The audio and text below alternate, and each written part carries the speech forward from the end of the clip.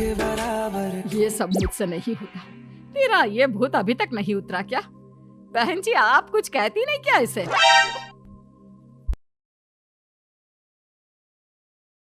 Reels वाली बहू।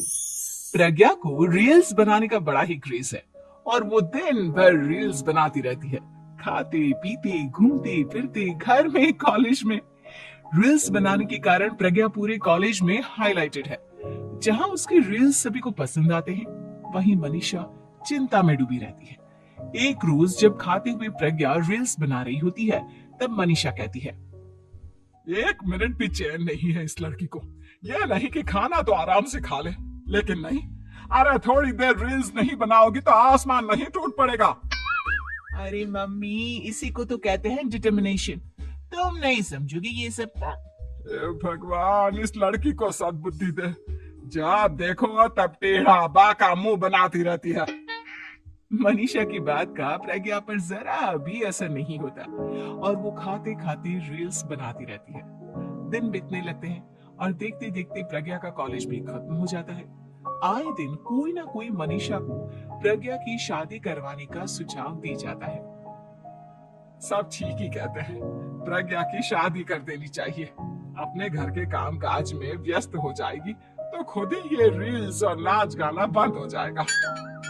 मनीषा और प्रेम प्रज्ञा के लिए एक अच्छा लड़का ढूंढने लगते हैं और तभी विकी का रिश्ता प्रज्ञा के लिए आता है, जिसने प्रज्ञा को उसकी रील्स देखकर पसंद कर लिया था। अगले दिन विकी अपने माता पिता के साथ प्रज्ञा के घर पहुंच जाता है और प्रज्ञा साड़ी पहने हाथों में चाय की ट्रे लिए उनके सामने आती है। जब विकी को पसंद है तो हमें भी बहू पसंद है। बहन जी, आप बारात की तैयारी कीजिए। एक बार लड़का लड़की अकेले में बात कर ले तो अच्छा रहेगा। हाँ हाँ, क्यों नहीं। मनीषा विकी को प्रज्ञा के कमरे में भेजती है, जहाँ प्रज्ञा पहले से ही रील्स बना रही होती है। तभी विकी कहता है, आ गए आपके साजन जी। हमारे साथ ये रील्स कंप्लीट करती तो और भी अच्छा रहता। अच्छा जी, अब आ ही गए हैं तो बना ही लेती हूँ आपके साथ।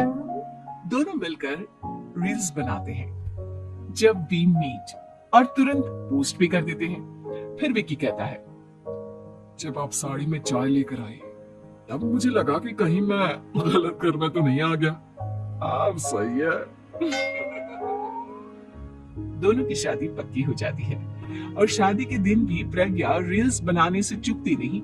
यहाँ तक कि बारात के समय भी नाचते हुए रील्स बनाती है। सभी लोग प्रज्ञा की तारीफ के पुल बांध देते हैं और प्रज्ञा नाचती गाती अपने ससुराल चली जाती है। सब कुछ अच्छा चल रहा होता है। प्रज्ञा यहाँ भी दिन भर हर चीज की रील्स बनाती रहती है। लेकिन कुछ दिनों के बाद जब सुनीता कहती है, बहू, ये रील्स के साथ साथ कुछ काम भी कर लिया करो। वैसे तुझे और क्या क्या बनाना आता है?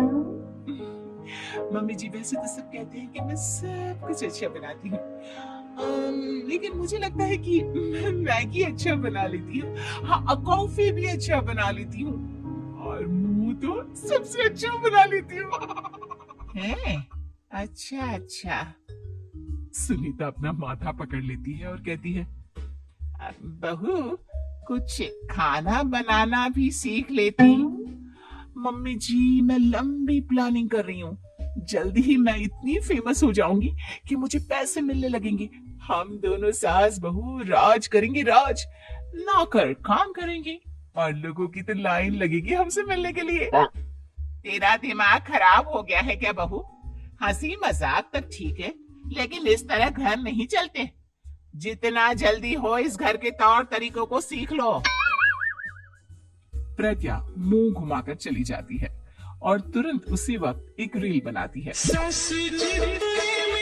ये देख सुनीता का गुस्सा 7वें आसमान पर चला जाता है और विकी के घर आती ही सुनीता उसे सब कुछ बताती है। विकी भी अब प्रज्ञा की इन हरकतों से परेशान हो जाता है। तुम टेंशन मत लो मम्मा, मैं देख लूंगा। विकी कमरे में जाता है तो देखता है कि प्रज्ञा रील्स बना रही है। विकी बड़े ही प्यार से प्रज्ञा से कहता है, प्रज्ञा, इन सब के लिए मैं तुम्हें मना नहीं कर रहा हूँ, लेकिन फिर भी हर वक्त तो ये अच्छा नहीं लगता ना। समझने की कोशिश करो, मुझे भी तुम्हारा थोड़ा वक्त चाहिए। मैं जब ऑफिस से आता हूँ तो मुझे समय देने की जगह इसी में लगे रहते हो। तुम ज्यादा ही सोच रहे हो, तुम भी मेरे साथ रील्स बनाओ ना, तुम्हें भी बहुत अच्छा लगेगा। तुम्हें इज्जत से कोई बात समझ में नहीं आती क्या? दिमाग खराब हो गया है तुम्हारा इस चकाचौंध से। अगर तुमने अपना रवैया नहीं बदला तो मैं तुमसे दूर चला जाऊंगा। तुम ही रिश्ता लेकर आई थी, मुझे लड़कों की कमी नहीं थी और ना आज है। विकी दरवाजा पटक कर चला जाता है। धीरे धीरे विकी प्रज्ञा से दूर होता जाता है। एक रोज मनीषा प्रज्ञा के ससुराल उससे मिलने जाती है। तब सुनीता उससे कहती है, बहन जी अब आई है तो कुछ दिन यहाँ रहकर जाइएगा, आप ही का घर है। हाँ मम्मी, बहुत दिन हो गए तुम्हारे साथ एक भी रील नहीं बनाई मैंने। प्रज्ञा तुरंत अपने फोन में रील्स ऑन कर लेती। ये सब मुझसे नहीं होगा। तेरा ये भूत अभी तक नहीं उतरा क्या? बहन जी आप कुछ कहती नहीं क्या इसे? जब आप ही कुछ नहीं कर पाई तो मैं कर ही क्या सकती हूँ। सास तो वैसे ही बदनाम है। शाम को घर की लाइट चली जाती है और मनीषा प्रज्ञा से कहती है, मेरे घुटनों में बहुत दर्द हो रहा है, तू लाइट का कुछ इंतजाम करना बेटा। अच्छा कैंडल जला देती हूँ मम्मा। प्रज्ञा गाते हुए कैंडल जलाती है और खिड़की के पर्दे के पास रख देती है। मनीषा जिसे बहुत दर्द हो रहा है वो सो जाती है और प्रज्ञा हमेशा की तरह अपने रील्स में लग जाती है। उधर कैंडल की वजह से पर्दा आग पकड़ लेता है और मनीषा के कमरे में आग लग जाती है। बचाओ, कोई है बचाओ। सभी भागते हैं और विकी कमरे की आग बुझाने में लग जाता है, लेकिन तब तक मनीषा आधी जल चुकी थी। मनीषा की हालत देख प्रज्ञा रोने लगती है। विकी मनीषा को तुरंत हॉस्पिटल ले जाता है और उसे एडमिट कराता है। विकी प्रज्ञा से कहता है, देख लिया ना, तुम्हारे इस नाच गाने की वजह से आज तुम्हारी माँ की जान जाते जाते रह गई। अब पता नहीं तुम और क्या चाहती हो। उधर डॉक्टर कहते हैं, इनकी हालत बहुत नाजुक है, आधे से ज्यादा जल चुकी है।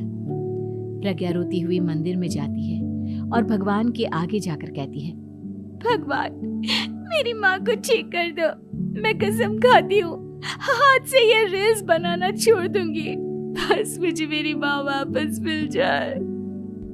2 दिन बीत जाते हैं और मनीषा खतरे से बाहर आ जाती है।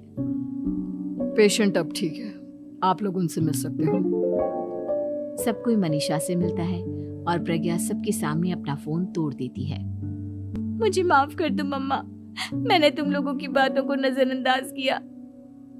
बेटा कोई भी चीज जरूरत से ज्यादा खराब है। मैंने तुम्हें रील्स बनाने से कभी मना नहीं किया, लेकिन हर वक्त एक ही चीज तो सही नहीं है। मैं समझ गई हूँ मम्मा, आई एम सॉरी। प्रज्ञा उस दिन से रील्स बनाना छोड़ देती है और पूरी तरह से अपने घर में लग जाती है।